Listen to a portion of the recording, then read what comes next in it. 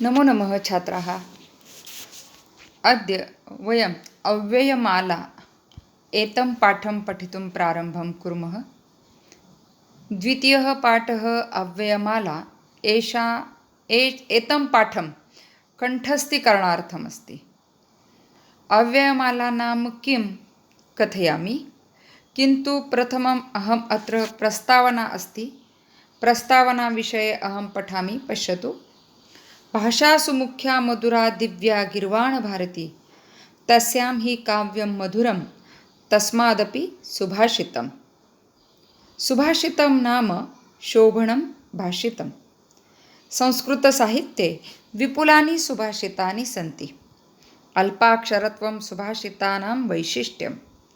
मधुराणि गेयानि अर्थपूर्णानि एतानि सुभाषितानि। सुभाषितानां पठनेन वाणी सुसंस्कृता निर्दोषा च भवति। वक्तृत्वकलायां निपुणतासम्पादनार्थम् उत्कृष्टनिबन्धलेखनार्थं च तानि अतीव उपयुक्तानि। अतः इयं सुभाषितानां माला छात्रैः अवश्यं कण्ठे धारणीया। अधुना अहं किं पठामि, शृण्वन्ति सर्वे छात्राः। अत्र एकं सुभाषितमस्ति, पश्यतु। भाषासु मुख्या मधुरा दिव्या गीर्वाणभारती, तस्यां हि काव्यं मधुरं तस्मादपि सुभाषितं। संस्कृतभाषायाः गौरवार्थम् एतं सुभाषितमस्ति। काय सांगितलं याच्यामधून? भाषासु मुख्या मधुरा म्हणजे दिव्या गीर्वाण भारती. आता गीर्वाण भारतीला तुम्हाला इथे शब्द दिलेला दिसतोय पहा. गीर्वाण भारती म्हणजे संस्कृत भाषा, बरोबर आहे. मग आता काय सांगितलं या सुभाषितामधून, तर कोणाबद्दल सांगितलंय, तर गीर्वाण भारती म्हणजे संस्कृत भाषा. तर ही जी संस्कृत भाषा आहे ही सर्व भाषांमधील मुख्य मधुरा दिव्या भाषा असते. ज्या सर्व भाषा आहेत त्या सर्व भाषांमध्ये संस्कृत ही अतिशय मुख्य भाषा. तिला भारतीय भाषांची जननी म्हणतात. तुम्हाला माहिती आहे, मागच्या वर्षी आपण डिस्कस केलं होतं, त्यावेळेस तुम्हाला सांगितलं होतं मी. त्यानंतर ही मधुर आहे आणि ही दिव्यसुद्धा आहे, अशी ही संस्कृत भाषा. आणि या संस्कृत भाषेमध्ये बघा, तस्यां ही काव्यं मधुरम, या संस्कृत भाषेमधील काव्य अतिशय मधुर आहे. आणि काव्यामध्ये सुद्धा अतिशय मधुर असं काय आहे, तर सुभाषित आहेत. आता सुभाषित म्हणजे काय, हे मागच्या वर्षी आपण दोन सुभाषित माला शिकलोत, आठवत आहे का बघा. एक विभक्ती माला शिकलोत प्रथम सत्राला, आणि द्वितीय सत्राला सुक्तीसुद्धा शिकलोत, बरोबर आहे. एक आत्मनेपदिया शिकलोत. अशा 3 सुभाषित माला मागच्या वर्षी आपण शिकलेत. नाव सुभाषित माला नव्हतं. एकाचं नाव विभक्तीमाला होतं, एकाचं नाव तुमचं आत्मनेपदिया होतं आणि सुक्तीसुद्धा होतं. पण प्रत्येकाच्यात सुभाषितच आहेत हे तुम्हाला मी सांगितलेलं आठवत असेल, बरोबर आहे. मग सुभाषित म्हणजे काय, तर तेच इथे परत सांगितलं बघा. मी एक वाचते, तुमच्या लक्षात येईल. सुभाषितम नाम शोभनम भाषितम.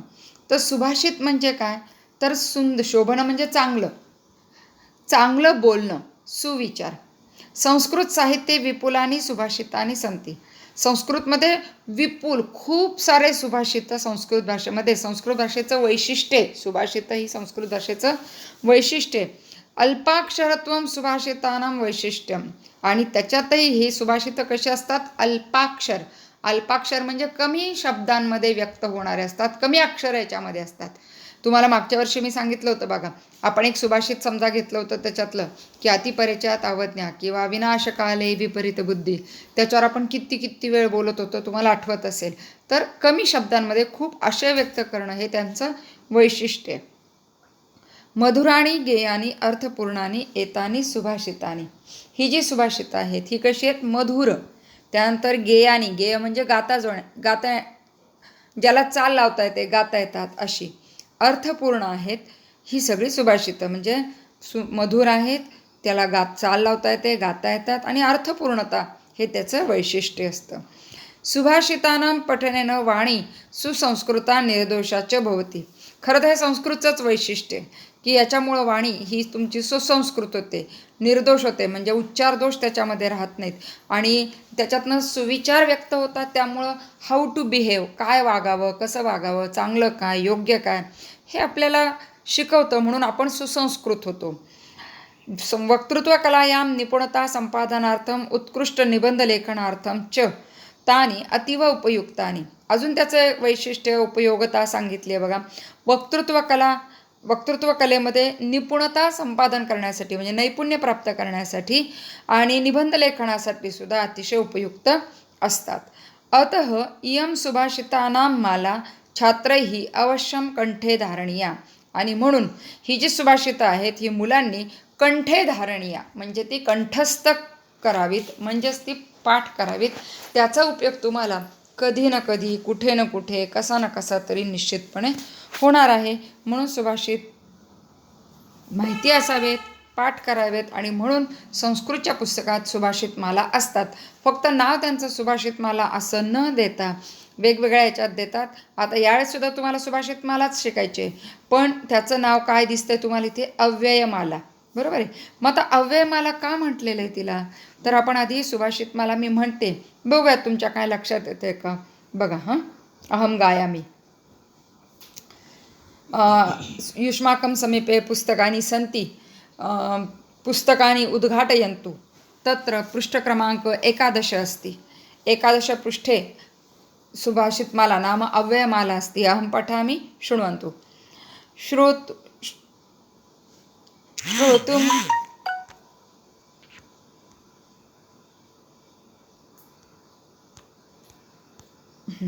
शृणोतु. श्रोतुं कर्णो वक्तुमास्यं सुहास्यं, घ्रातुं घ्राणं पादयुग्मं विहर्तुं, द्रष्टुं नेत्रे हस्तयुग्मं च दातुं, ध्यातुं चित्तं येन सृष्टं स पातु. गुणाः कुर्वन्ति दूतत्वं, दूरेऽपि वसतां सतां, केतकी गन्धमाघ्राय स्वयमायान्ति षट्पदाः.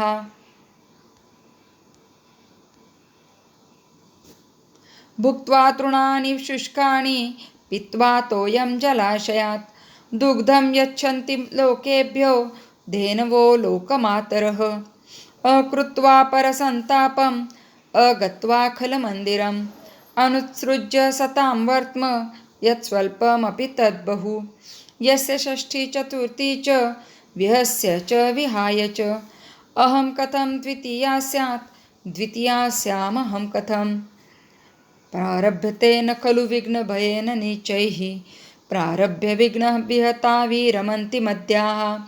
विघ्नैः पुनः पुनरपि प्रतिहन्यमानाः, प्रारब्धमुत्तमजनान् परित्यजन्ति.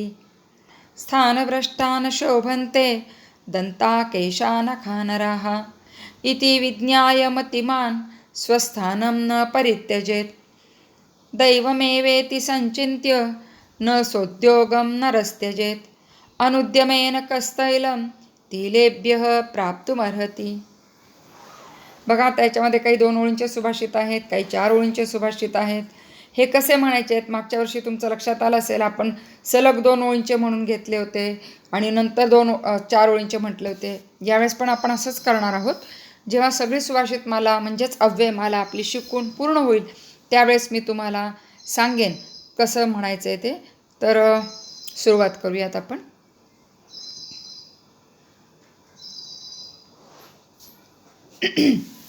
प्रथमं सुभाषितमस्ति, पश्यतु. पुस्तकम् उद्घाट्य तत्र पश्यन्तु. अहं किं कथयामि तत् शृण्वन्तु. श्रोतुं कर्णो वक्तुमास्यं सुहास्यं, घ्रातुं घ्राणं पादयुग्मं विहर्तुं, द्रष्टुं नेत्रे हस्तयुग्मं च दातुं, ध्यातुं चित्तं येन सृष्टं स पातु. पश्यतु. अत्र प्रथमं वयं शब्दार्थं पश्यामः. अत्र अव्ययमाला किमर्थं प्रथमम् अहं कथयामि. पश्यतु. आता तुम्हाला इथे अंडरलाईन केलेले शब्द दिसत आहेत. तुमच्या पुस्तकामध्ये तुम्हाला बोल्ड लेटर्स पण दिसतात पहा खाली, चौकटीमध्ये दाखवलेले ते. तर मी नुसते पुस्तकात तुम्ही लक्ष द्या, मी वाचते, तुमच्या लक्षात येतात का बघा. श्रोतुम, वक्तुम, घ्रातुम, विहर्तुम, द्रष्टुम, ध्यातुम. खालच्या याच्यामध्ये आघ्राय आहे, त्याच्या खाली भुक्त्वा, पित्वा, त्याच्या खाली बघा कृत्वा, गत्वा, उत्सृज्य. हे कोणते शब्द आहेत? आत्ताच जे तुम्ही पूर्वकालवाचक धातुसाधित त्वांत, ल्यबंत आणि हेत्वर्थक धातुसाधित तुमंत हे जे प्रत्यय तुम्ही शिकलेले आहात, या सगळ्या प्रत्ययांचा उपयोग, या सगळ्या अव्ययांचा उपयोग म्हणूयात आपण, या अव्ययांचा उपयोग करून ही सुभाषित माला केलेली आहे. म्हणजे ह्या सुभाषित मालेमध्ये ज्याच्यात अव्ययांचा वापर आहे असे सुभाषित याच्यात एकत्रित केलेत, म्हणून या सुभाषित मालेला नाव दिलंय अव्ययमाला. तर मग या सुभाषिताच्या माध्यमातून तुमच्या अव्ययांची सुद्धा रिव्हिजन होणार आहे. तर शिकूयात, सुरुवात करूयात. वयं प्रारंभं कुर्मः. प्रथमं सुभाषितं पश्यतु. श्रोतुं कर्णौ, वक्तुमास्यं सुहास्यं, घ्रातुं घ्राणं, पादयुग्मं विहर्तुं, द्रष्टुं नेत्रे, हस्तयुग्मं च दातुं, ध्यातुं चित्तं, येन सृष्टं स पातु. पश्यतु. आता मी इथे तुम्हाला दिसतंय बघा, तुम्ही जर व्हिडिओ बघताय तर याच्यामध्ये मी शब्द लिहायचा प्रयत्न केला आहे, समानार्थी शब्द द्यायचा प्रयत्न केला आहे, संधी लिहायचा प्रयत्न केला आहे. मी सांगते तुम्ही ह्याच्यातलं तर लिहायचंच आहे, पण आपण जसं शाळेमध्ये एक एक शब्द जे मी तुम्हाला सांगते फळ्यावर लिहित होते, तोंडी सांगत होते, ते सगळे आपल्याला लिहायचे आहेत. शब्दार्थ आपण कुठे लिहितोय, संधी आपण कुठे लिहितोय, आणि समानार्थी विरुद्धार्थी शब्द आपण कसे कुठे लिहायचे हे आपलं ऑलरेडी डिस्कस झालेलं आहे. गेल्या वर्षीचीच पद्धत आपण पुढे फॉलो करतोय. तर त्या पद्धतीनेच तुम्ही लिहा, म्हणजे तुम्ही जेव्हा अभ्यास कराल तेव्हा तुम्हाला ते समजायला सोपं जाईल. तर बघा, पहिला शब्द दिला श्रोतुम. आता तुमच्या लक्षात आलं असेल, मी इथं हा प्रयत्न केला. आता श्रोतुमच्या इथं वरती एक आकडा लिहिला आहे, इथे त्या एक आकड्याचा अर्थ सांगितला आहे. इथं 2 लिहिलं आहे तर इथे त्याचा अर्थ लिहिला आहे. इथं 3 लिहिलं आहे, 3ला त्याचा अर्थ दिला आहे. जे जे आकडे तुम्हाला दिसत आहेत ना, त्या आकड्यांचे अर्थ मी इथं नंबर्स टाकून तसा दिलेला आहे. त्याशिवाय सुद्धा आपल्याला शब्द लिहायचे आहेत. त्याशिवाय सुद्धा मी तुम्हाला हे सांगणार आहे, काय अर्थ सांगेल, तर ते सुद्धा तुम्हाला लिहून घ्यायचे. सुरुवात करूयात. बघा, श्रोतुम कर्णो. श्रोतुम, श्रोतुम म्हणजे काय तर बघा, श्रोतुम, श्रोतुमचा अर्थ तुम्हाला सगळ्यांना दिसत असेल बघा.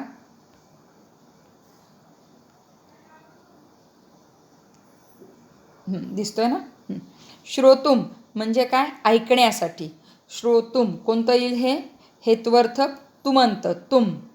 अनुस्वार येतो कारण पुढे क आलेला आहे, त्यामुळे तो हलंत म नाही आहे तिथे. श्रोतुम कर्णौ. आता कर्ण, कर्ण शब्द तुम्हाला सगळ्यांना माहिती, कर्ण म्हणजे कान. कर्ण समानार्थी शब्द काय येईल त्याला, श्रवणेंद्रियम येईल. कर्ण श्रवणेंद्रियम. श्रोतुम कर्णौ, वक्तुम संधी इथं तुम्हाला पूर्ण करण्यासाठी दिलाय बघा मी. बघा, वक्तुमास्यम. मग आता इथे आस्यम हलंत म पाहिजे बरं का. तो थोडासा मला तो लिहायला समजत नाही अजून सुद्धा. हलंत म कसा लिहायचा आहे तो टाईप करताना, तो हलंत म आहे हे लक्षात घ्या. मी इथे तुम्हाला करून दिलेलं आहे बघा. परत एकदा नीट करते. आस्यम. मग हा पहिला शब्द कोणता आहे, आपल्याला पूर्वपद भरायचं आहे. म्हणजे आधीचं पद तुम्हाला भरायला सांगितलं तर काय भरणार आहे बघा. तुमचं मागच्या वर्षी हलंत मचे जे संधी नियम झालेत ना, तोच शब्द असा इथे वक्तुम. काय शब्द आहे तो, वक्तुम. वक्तुम आस्यम. सुहास्य, सुहास्य म्हणजे शब्द मराठीमध्ये वापरला जातो, ज्याचं म्हणजे जो हसमुख असतो त्याला सुहास्य म्हटलं जातं. तर ज्याचं हास्य, हास्य म्हणजे वदनम. हास्यमला समानार्थी शब्द लिहून घ्या तुम्ही लोक. वया उघड्या केलेल्या आहेत, वहीमध्ये लिहायचं आहे, नुसतं ऐकायचं नाही आहे. वदनम, हास्यमला समानार्थी शब्द काय झाला, वदनम.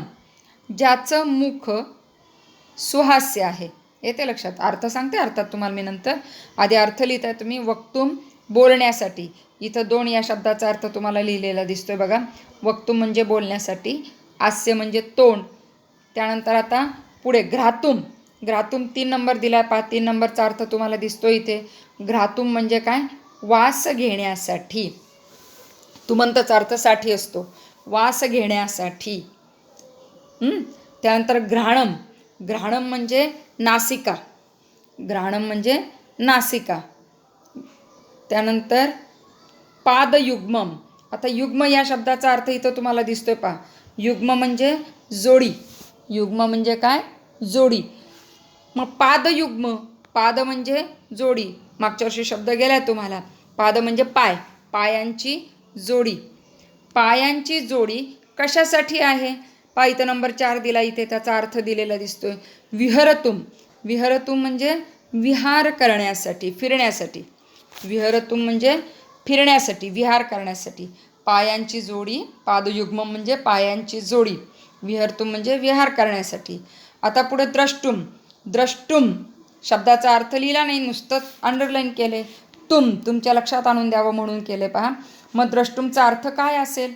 द्रष्टुम दृश्य धातूपासून तयार झालेलं ते रूपे पाहणे. दृश्य म्हणजे पाहणे. मग द्रष्टुमचा अर्थ काय झाला बघा, इथे लिहिते मी. पाहण्यासाठी. दिसतंय का तुम्हाला? कळतंय का? बघा हा कशाचा अर्थ दिलाय? द्रष्टुम या शब्दाचा अर्थ दिलाय. लिहून घ्या तुम्ही. द्रष्टुम. द्रष्टुम म्हणजे पाहण्यासाठी. द्रष्टुम नेत्रे. नेत्रे. नेत्रे म्हणजे द्वे नेत्रे, दोन डोळेत म्हणून नेत्रे शब्द आलाय. नेत्रम हा एक शब्द आहे आणि नेत्रमला समानार्थी शब्द नयनम. नेत्रमला समानार्थी शब्द पुन्हा एक वारम लिखामि अहम नयनम. कशाला शब्द आहे हा? नेत्रम, नयनम, नेत्रम, नयनम. द्रष्टुम नेत्रे पाहण्यासाठी दोन डोळे. हस्तयुग्मम. परत इथे युग्म शब्द आला पाहिजे. युग्मचा अर्थ काय लिहिलेला आहे? युग्म म्हणजे जोडी. हस्तयुग्म हातांची जोडी. दातुम. दातुमचा अर्थ काय येईल? दा धातू. दा म्हणजे देणे. दातुम काय येईल? दातुमचा अर्थ देण्यासाठी. दातुम देण्यासाठी. त्याच्यानंतर ध्यातुम. इथं नंबर 5 लिहिलाय पहा. हा 5 दिसतोय तुम्हाला. ध्यातुम म्हणजे ध्यान करण्यासाठी. ध्यातुम म्हणजे ध्यान करण्यासाठी. ध्यान करण्यासाठी. चित्तम. चित्त म्हणजे मन. चित्तम समानार्थी शब्द काय लिहिणार? मनः. विसर्ग हा. मनः. चित्तम समानार्थी शब्द काय लिहिणार? मनः. ध्यातुम चित्तम येन. येन ज्याने. मागच्या वर्षी यह यऊ ये प्रथमा पाठ केला ना, त्यातलं येन तृतीयेचं रूप आहे बघा. ज्याने चित्त निर्माण केलं, ध्यान मन निर्माण केलं ध्यान करण्यासाठी. सृष्टम निर्माण केलं. स पातू. पातू शब्द गेला पहा. सामाम पातू. पातू म्हणजे रक्षण करावे. पातू म्हणजे रक्षण करावे. आता तुम्हाला शब्दार्थ कळालेले आहेत. आता इथे तुम्हाला तुमच्या पुस्तकामध्ये दिसेल पहा. पुस्तकात बघणं जास्त सोपं पडेल तुमच्यासाठी. तिथं तुम्हाला कंसामध्ये एक सलग वाक्य लिहून दिलेलं दिसतंय. अहम पठामि शृणोतु.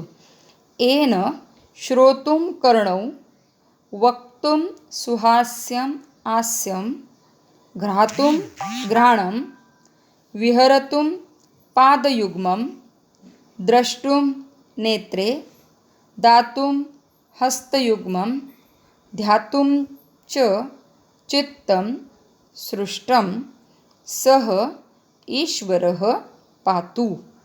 काय लिहिलं इथे असं? याला अन्वय म्हणतात. काय म्हणतात याला? अन्वय. अन्वय म्हणजे काय? तर बघा हे जे वरचं आहे ना, हे सुभाषित आहे, काव्य आहे. याच्यामध्ये कवी शब्दरचना करताना एखादा शब्द पुढे मागे वर खाली त्याला जसा गेयता प्राप्त होईल तसा तो त्याच्यात पुढे मागे तो ॲडजस्ट करू शकतो. पण बोलताना मात्र आपल्याला कर्ता कर्म क्रियापद या पद्धतीने बोलायचं असतं. म्हणजे मी शाळेत जातो असंच आपण वाक्य आपल्याला कळावं म्हणून बोलत असतो. बरोबर आहे. मग ही जी सुस्पष्ट वाक्यरचना असते आपल्याला कळावं म्हणून सुसंगत वाक्यरचना करतो त्याला अन्वय शब्द वापरतात. आणि यावर्षीपासून तुम्हाला परीक्षेला अन्वय लिहा असा प्रश्न असणार आहे 2 गुणांसाठी. तुमच्या सुभाषित मालेमध्ये प्रत्येक सुभाषिताच्या खाली ते सुभाषिताचा अन्वय तुम्हाला असा कंसामध्ये दिलेला असणार आहे. त्यामुळे तुम्हाला वाक्यरचना समजायला सोपं जाईल. बघा आता तिथलं मी परत एकदा वाचते, तुम्हाला कळतंय का बघा. येन आपण वाचूयात संस्कृतमधलं आणि त्याच्यानुसारच मग भाषांतर पण करूयात. येन श्रोतुम कर्णौ वक्तुम सुहास्यम हास्यम. तिथे स्वल्पविराम दिसत आहेत बघा. घ्रातुम घ्राणम विहर्तुम पादयुग्मं द्रष्टुं नेत्रे दातुं हस्तयुग्मं ध्यातुं च चित्तं सृष्टं सह ईश्वरः पातु. ईश्वर शब्द कंसात घातलाय का? कारण तो या सुभाषितामध्ये नाही आहे. मग आता बघा शब्दार्थ आपण अर्थ लावूयात.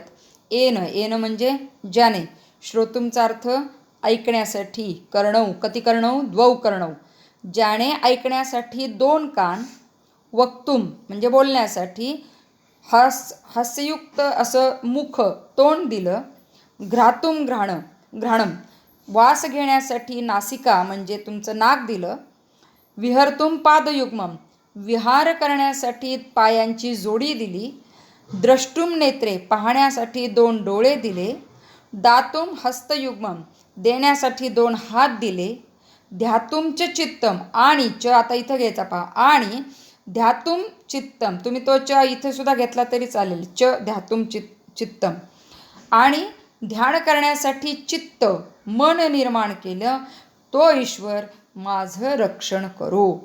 येते लक्षात? म्हणजे आपण ह्या ईश्वराचे ऋणी आहोत की त्याने आपल्याला हे जे अवयव दिलेले आहेत, या अवयवांचा उपयोग आपल्याला वेगवेगळ्या गोष्टी ग्रहण करण्यासाठी, व्यक्त होण्यासाठी होतो. त्या ईश्वराला आपण नमस्कार करतो आणि त्याने आपलं रक्षण करावं अशी प्रार्थना आपण त्याच्याकडे करतो. येते लक्षात? पहिलं सुभाषित आपण या पद्धतीने शिकलेलो आहोत. आता हे जे अन्वय म्हणजे काय आहे हे आपल्याला नंतर बघायचं आहे. आपण अन्वय म्हणजे काय हे आपण पुढील व्हिडिओमध्ये बघू आणि मग त्यानंतर राहिलेले सगळे काय म्हणतात त्याला सुभाषित ते अभ्यासायला सुरुवात करू. अद्य वयमत्र केवलम एकं सुभाषितं पठामः. अग्रिमे व्हिडिओमध्ये पुनर्मिलामः. तावत् एव शुभं भवतु.